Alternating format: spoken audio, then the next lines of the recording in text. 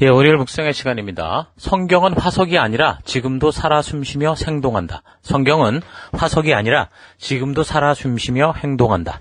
생동한다. 자, 이런 제목으로 우리 계속 또 이번 주간 말씀 묵상 시작하겠습니다.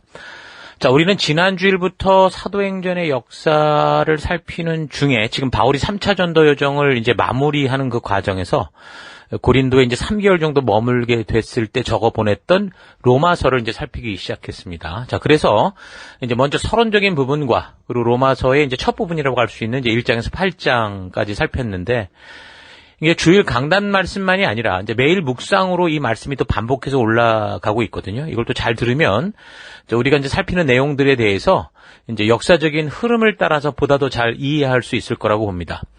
주일 강단 말씀을 1시간 정도 이렇게 나누긴 하는데, 또 이제 여전히 부족한 부분들도 많이 있고 또 설명해야 되는 부분들이 있어서, 물론 이제 거의 주일의 강단의 말씀이 반복적으로 이제 매일 묵상으로 쪼개져서 올라가지만, 그래도 조금 더 이제 폭을 넓히거나 또 필요한 부분들을 더 다루고 있고 그러기 때문에 아마 여러분들이 주일 말씀만 가지고 잘 이해가 되질 않을 때는 또 이제 매일 묵상을 잘 들으면 좀 더 이해 폭이 넓어질 겁니다. 그리고 이제 그 말씀으로 항상 본문으로 들어가서, 그래서 이제 그런 들었던 것을 바탕으로 스스로가 읽어가면서 성령 하나님께서 우리 가운데 말씀하시는 그 음성들을 만날 수 있게 되기를 바랍니다. 그러니까 우리는 이제 매일매일 무슨 새로운 말씀을 계속 살펴가는 게 아니라 주일 강단 말씀을 통해 들은 이 성경의 어떤 역사적 우리가 계속 살펴오는 그 한 부분을 또 반복해서 일주일 동안 듣고 생각하고 또 지체들과 나누고, 그렇게 함으로 해서 그 말씀이 계속 우리 가슴에 새겨지고 우리 삶의 가치관을 바꿔갈 수 있도록, 반복적인 효과로 우리가 이렇게 계속 감당해 가고 있는 우리의 방법들 잊지 마시고 더 힘을 내서 우리가 하나 되어 이 길들을 잘 달려가십시다. 자, 그래서 우리는 이제 매주일 강단을 통해서 이제 성경을 주제에 따라서 이것저것 살펴보는 게 아니라 성경의 역사적인 이 연대기 순서를 따라 살펴나가고 있습니다. 그래서 우리가 이 강단을 통해 성경을 역사적인 순서를 따라 살펴가는 그 이유는, 이 성경이 사실 1600년에 걸쳐져서 이렇게 만들어진 거거든요. 그리고 이제 나라로 보면 10개 정도의 이 나라에서, 그리고 20개의 직업을 달리 가졌던 40명의 기자들이 적은 겁니다. 근데 1600년의 시간 동안 이렇게 40여 명의 기자들, 이런 사람들에 의해서 적혀진 어떤 단편이 통합적으로 좀 모여있는 그런 상황이기도 한데요. 근데 이제 무엇보다 성경 안에는, 이 성경 안에 있는 이 이야기들은, 이 진리는 역사적인 진리이기 때문에 우리가 지금 역사적인 순서를 따라 살펴갑니다. 그러니까 온 우주 만물을 창조하시고 시작하신 우리 하나님이 그 창조하신 시간 속에서 인간들과 함께 인간들을 이끄시며 인간들을 위해 이루어 오신 역사에 대한 이야기이기 때문에 우리가 이렇게 이제 연대기적으로 역사적으로 살피는 거죠. 그러니까 성경의 이야기는 무슨 신화에나 나오는 사람들이 상상해낸 허구의 이야기가 아니라 창세로부터 시작이 돼서 이 세계의 시간이 계속 흘러가면서 벌어지고 있는 하나님의 이야기, 하나님과 사람의 이야기, 또 거기에 끼어든 사탄의 이야기라고 할 수 있죠. 그래서 사람들은 일단 영원하지 않잖아요. 역사에 굉장히 짧은 시간을 살고 죽죠. 그래서 우리는 이 기록된 역사, 이미 지나간 역사를 잘 알지 못합니다. 그래서 우리는 우리가 살지 않았던 과거의 역사를 배우려고 하는 거고, 배워야 되고, 그래서 그 역사를 통해 우리가 바른 교훈을 얻고 오늘 우리가 어디로 나아갈 바를 그 방향을 바르게 잡아야 되는 거죠. 하나님 같은 경우는, 우리 하나님은 영원히 살아계신 분이시니까 변치 않는 마음으로 계속해서 이렇게 새롭게 이어지는 인류 속에 계속 당신의 그 처음 뜻을 계시하여 알게 하시고, 먼저 이제 우리보다 앞세대를 살아갔던 사람들과의 그 이야기, 그들의 순종, 그들의 불순종 속에서 하나님이 이제 그들과 동행하시면서 여러 가지로 교훈도 하시고 언약도 하시고 또 약속을 해주시는데, 그 언약하시고 약속하신 대로 이제 계속되는 시간 속의 역사가 이루어져 가도록 하신 거죠. 그래서 이제 계속되는 그 다음 세대를 살아가는 사람들에게 하나님이 이 역사 속에서 어떤 일을 왜 하셨는지를 알리는 거예요. 그게 이제 성경의 이야기고, 그래서 우리가 그것을 연대기적인 순서를 따라 그렇게 살펴가고 있는 겁니다. 그래서 결국에는 그런 하나님의 뜻을 알게 될 때 이제 각 인간들이 하나님이 주신 자유의지를 가지고 하나님이 우리에게 분명하게 보여주신 그 말씀과 약속을 따라 나아갈 수 있는 그런 선택의 기회를 주심으로 해서 하나님이 창조하신 원래의 창조의 목적으로 우리를 이끌어 가시는 그런 분이 우리 하나님이시죠. 그래서 하나님은 영원 전부터 계셔서 영원토록 스스로 존재하시고 당신의 뜻을 이루어 가시는 하나님이십니다. 자, 그 와중에 하나님의 심판 전까지 존재하게 되는 이 사탄은 그런 하나님의 뜻이 이 땅에서 이루어질 수 없도록 하기 위해서 자꾸 사람들을 속이고 유혹하고 이제 자기가 결국엔 떨어질 그 지옥의 길의 동행자를 이렇게 찾는 그런 일들을 하고 있는 거죠.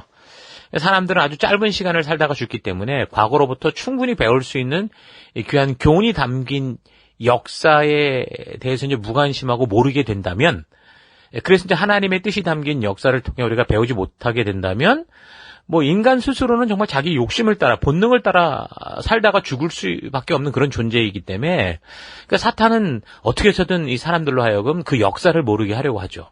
하나님이 이루어진 그 역사를 모르게 하려고 이 성경, 하나님의 역사가 담긴 이 성경을 펴지 못하게 하고, 말씀에 무관심하게 하고, 교회당 안에까지 들어왔고, 예배까지 참석했음에도 불구하고 이 말씀에는 귀를 멀게 하는 그런 일들을 하는 겁니다. 이 역사 안에 하나님의 그 사랑과 진심이 그대로 담겨 있기 때문에, 그 사람과 사람 사이에도 왜 이렇게 서로 진심이 통하게 되면 그 웬만한 문제들이 다 해결이 되잖아요. 그런 것과 같은 거죠. 이 역사 안에는 하나님의 그 사랑과 진실이 담겨 있기 때문에 이것을 바르게 우리가 읽고, 그래서 하나님의 진심, 하나님의 의도를 만나는 거듭남이 있으면 사실 우리는 어떤 상황과 환경이 다가와도 그 믿음의 길을 걸어가게 되죠. 그러니까 사탄은 어떻게 해서든 이것을 막으려고 하는 그런 짓을 하고 있는 겁니다. 자, 그래서 성경은 다른 종교의 경전들처럼 뭔가 어떤 인간들이 꾸며낸 얘기가 아니라 하나님께서 창조로부터 그 창조 이후 어떻게 그 백성들을 사랑하고 지켜오셨는가 하는 실제 역사적 사실들과 그 역사 속에서 정말 수없이 인간들이 하나님을 반역했음에도 불구하고 어떻게 이 백성들을 용서하시고 끝까지 남은 자들, 그들을 하나님 품으로 품어주시는지에 대한 하나님의 그 진실한 이야기가 담겨 있는 겁니다. 우리는 어떤 사람의 그 이해할 수 없는 행동이나 그 말에 대해서 그 순간만 봐서는 바르게 이해할 수 없습니다. 왜 이 사람이 결국 이렇게 행동하게 되었고 이런 말을 하게 되었는지 그 일의 이제 자초지정 전체를 들어봐야 바르게 이해할 수 있는 거죠. 그러니까 당장 눈에 보이는 그 사람의 행동이 옳고 그름을 떠나서 적어도 왜 이 사람이 이렇게 행동하고 말하게 되었는지 그 전체를 보아야, 그래야 그 사람의 말과 행동을 바르고 온전하게 이해하고 분별할 수 있는 게 그게 사실 우리의 모습 아닙니까? 그러니까 마찬가지로 성경도 그렇다라는 거죠. 그래서 우리는 성경을 이 역사적인 순서를 통해 그렇게 살펴봄으로 해서 이 성경 속에서 하나님이 왜 이렇게 말씀하시고 행하시는지에 대한 그 하나님의 마음을 잘 알 수 있게 되는 겁니다. 그러니까 이 땅을 창조할 때부터 어떤 일이 있어서 인간들이 이런 삶을 살게 되었는지, 왜 역사가 이렇게 흘러가게 됐는지, 그 역사마다 무슨 사건들, 어떤 이유로 그런 일들이 벌어지게 되었는지. 그래서 이제 하나님께서 때로는 이거 성경 읽다 보면 웃으시고 기뻐하시고 때로는 화내시고 막 심판하신다고 그러고 때로는 안타까워하시고 때로는 분노하시고 울으시고 그러니까 이런 것들에 대해서 역사적인 상황과 배경을 우리가 바르게 알게 될 때 그런 하나님의 이 여러 가지 표현하는 그 방법들, 하나님의 이 일하시는 일들을 우리가 이해할 수 있게 되는 겁니다. 자, 그래서 성경을 역사적으로 살펴나갈 때 가장 중요한 거는 이제 그 성경이 기록될 당시에 이제 역사적인 배경과 상황들, 그리고 이제 그것을 적게 된 하나님의 통로가 된 작가들의 그때 심정과 또 문화적 어떤 분위기들, 이런 것들을 잘 파악해야 되는 거죠. 그러니까 왜 성경 66권이 각 권이 이렇게 따로 적혀졌는지 그 각 권마다의 그 역사적 배경과 상황들을 우리가 바르게 알 수 있다면 정말 우리는 이 성경을 정말 흥미롭게 읽어갈 수 있습니다. 그 진리의 성경 하나님께서 인도하시는 그 지혜를 통해서 이 이야기 속에 담긴 하나님의 진심을 정말 만날 수 있게 되는 거죠. 특히 이제 신약 같은 경우 거의 다 이제 서신서, 편지라고 할 수 있기 때문에 그 편지를 써야 됐던 이유, 원인들을 파악하는 거, 이거는 우리가 그래서 신약을 바르게 이해하고 깨닫는데 굉장히 중요한 거다라는 거 잊지 마십시다. 성경을 읽기 위해서 이런 선행 작업이 없으면 정말 간절한 마음으로 성경을 처음부터 끝까지 다 읽어보려고 해도 매일 빠짐없이 묵상을 하려고 해도 결국에는 쉽게 포기하게 되고 성경을 나중에는 너무 어려운 책이다, 그렇게 이제 단정 짓게 되죠. 그래서 누군가가 신령한 다른 사람이 이런 내용을 풀어줘야만 난 알 수 있다.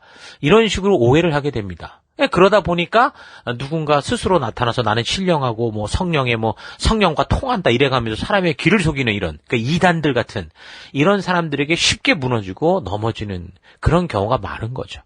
자, 그래서 우리는 이 강단을 통해서 여러분 스스로가 성경을 바르고 또 재미있게 읽어가며 성령의 인도하심을 만날 수 있도록 그래서 쉽게 뭐 2단, 3단에 빠지지 않도록 또한 하나님을 자기 생각대로 엉뚱한 우상을 만드는 일을 하지 않도록 이렇게 역사의 순서를 따라서 각 성경의 역사적인 배경들과 이 성경이 왜 적혀져 있는지 이걸 잘 파악하고 이 배경을 따라 우리가 살펴나가야 되는 거. 여러분, 이거는 뭐 강단에서의 결단도 중요하지만 또한 이 말씀을 듣는 강단에서 이런 말씀들이 선포되기를 원하는 여러분의 마음도 결단도 굉장히 중요하다라는 거 잊지 마시고 함께 우리가 이 일들을 감당해 가도록 하십시다.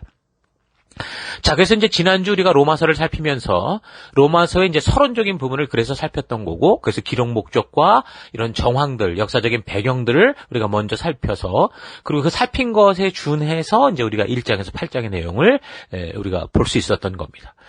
자, 우리는 이제 로마서를 기독교의 굉장한 그 중요한 핵심을 설명하는 사도 바울의 이제 엄청난 신학적 교리를 담고 있는 어떤 굉장히 심오한 책, 논문처럼 이렇게 알 수도 있지만 사실 로마서는 일단 뭐 역사를 통해 볼 때 뭡니까? 로마 교회를 향해 보내는 편지였을 뿐이다라는 겁니다.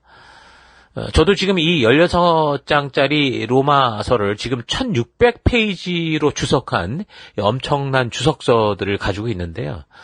이 16장짜리 편지가 1600페이지 주석으로 또는 이보다 더한 많은 양의 주석들로 율법과 믿음에 관한 교리들을 설명하고 있기 때문에 때로는 이런 책을 대하기가 너무 버겁고 이게 볼수록 헷갈리고 또 그래서 다른 걸 읽으면 더 헷갈리고 막 혼란을 주지요.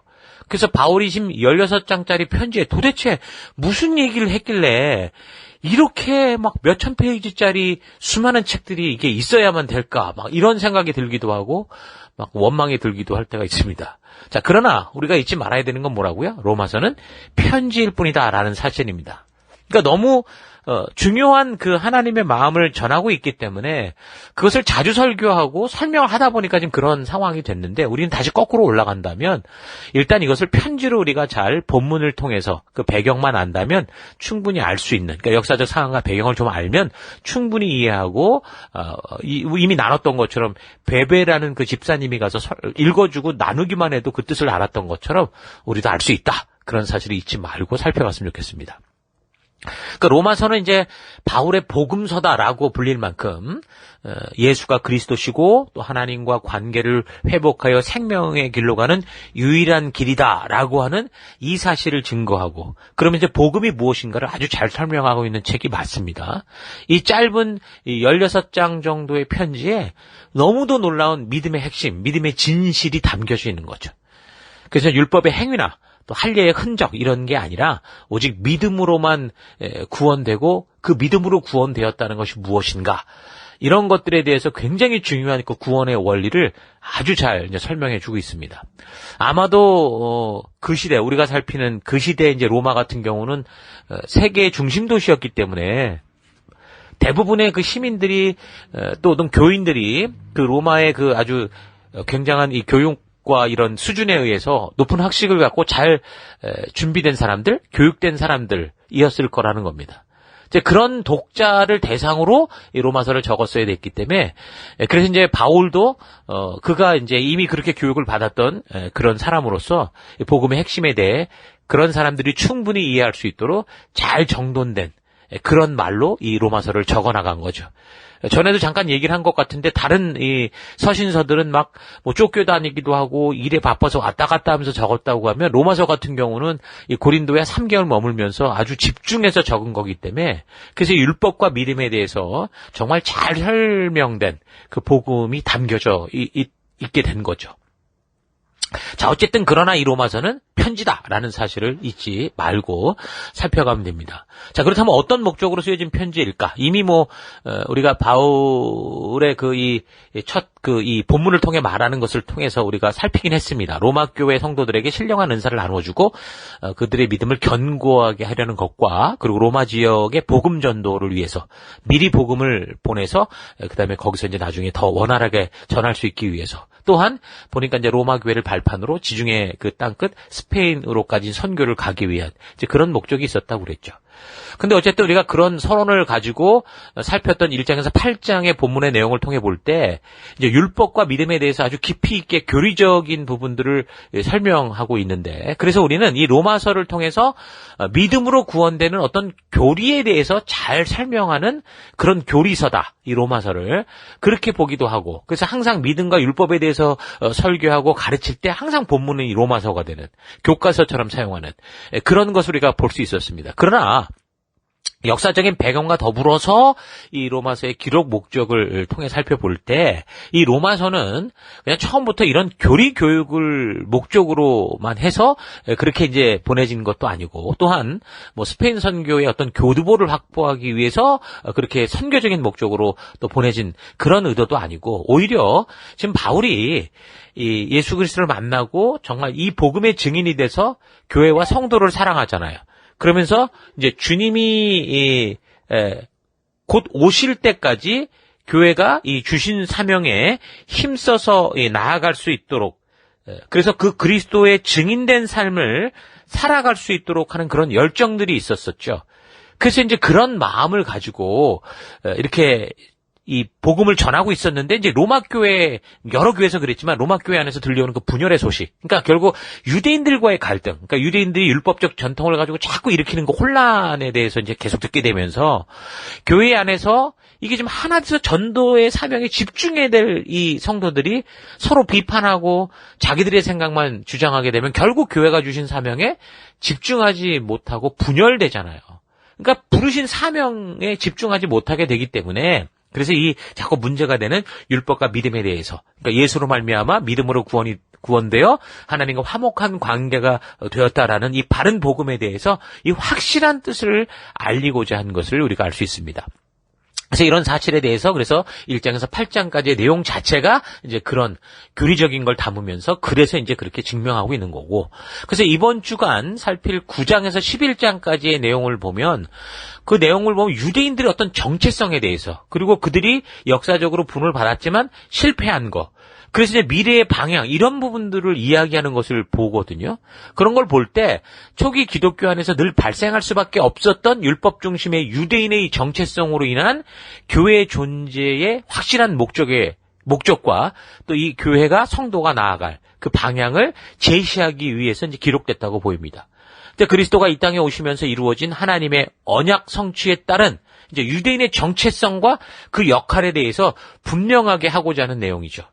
그러니까 그들이 부름을 받았었던, 열방의 제사장으로 부름받았었던 시내산 언약으로서의 정체성과, 이제 그 그리스도로 말미암아 하나님의 이 언약이 성취되면서 우리가 부름받은 새 언약 백성으로서의 안에서의 정체성, 이런 부분을 분명하게 이제 알게 하려고 했던 거죠. 그래서 오늘 이 시대를 살아가는 우리도 이런 내용을 통해서 우리가 이제 교회와 성도로서의 존재의 목적, 성도와 교회의 정체성, 이런 것들을 바르게 알 수 있게 되는 겁니다. 그 구약과의 관계도 우리가 바르게 알게 될 수 있는 거죠. 그래서 사람은 자신의 정체성을 바르게 알면 그 존재의 이유에 따라서 집중력을 가지고 살아갈 수 있잖아요. 그러니까 유대인들은 지금 예수로 말미암아 새 언약 백성이 된 이 정체성과 그래서 과거의 정체성이 계속 혼란해하고 있었기 때문에, 그래서 이제 이런 부분들을 통해 우리도 이제 바울이 이런 것들을 확 정리해 가면서 적은 이 편지를 가지고 우리도 우리의 어떤 정체성, 성도로서의 사명, 교회의 존재의 목적, 이런 것들을 확실하게 알 수 있게 되는 거죠. 유대인들이 자신들의 정체성이라고 생각하는 이 율법적 전통을 예수님께서 오심으로 이제 다 성취된 것으로 이제 더 이상 반복하지 않고 이제 그 필요 없잖아요. 이제 실체가 오셔서 완성을 하셨기 때문에 그런 것들이 반복될 필요가 없이 벗어버려야 되는데, 그런데 뭐 600년 가까이 이런 상황을 살아온 유대인들로서는 어떻게 보면 불가능에 가까웠다라고 볼 수도 있는 겁니다. 사실 이제 율법의 짐을 떨쳐내 버리고 온전하고 바르게 하나님이 이 율법을 주셨던 그 첫 의도, 말라기대로 하면 생명과 평화의 축복을 주시고자 한 그 의도대로 이제 살아갈 수 있게 된 건데, 그런데도 이 습관과 전통이라는 것을 완전히 탈피한다라는 건 정말 쉽지 않은 거였죠. 그러니까 남유다가 BC 586년에 그 바벨론에 의해 망하잖아요. 그러면서 그 이후에 그 포로된 곳에서 정말 이 율법의 중요성을 깨닫고 하나님의 진정한 뜻을 알게 됨으로 말미암아 저들이 이제 그곳에서 지금의 구약의 대부분 우리가 보고 있는 이 말씀들을 수집했고 보존했고 그리고 아주 그것을 철저히 지켜오고 있었던 겁니다. 그러니까 바벨론 포로 이후로 따지면 거의 600년에 달하는 전통을 지켜온 거죠. 그것도 이제 온 민족이 힘을 모아서 제대로 정말 이 말씀대로 살려고 하는, 그렇게 살려왔던 전통. 그런데 이제 이런 전통을 벗어내고 바르게 이제 해석하는 그런 상황이 와서 이제 그렇게 이제 그동안 몸에 배워왔던 민족이 존재해 왔던 그런 것들을 다 버린다라는 거, 이거는 정말 어지간해서는 쉽지 않고 불가능했을 가능성이 더 많다라는 거죠. 몇 해 전에 KBS 스페셜 다큐멘터리 프로 중에 코란 1400년의 전쟁이라는 그런 제목으로 나온 내용이 있었는데요. 요새 이제 영국을 비롯한 전 세계적으로 자행되는 이 테러의 배후에 있는 그 이슬람 국가, 그러니까 IS와 연관돼서 그들은 이슬람의 정통을 주장하면서 왜 도대체 이런 테러를 벌이고 있는지, 그 믿음의 근거라고 할 수 있는 코란, 저들의 성경이라고 할 수 있죠.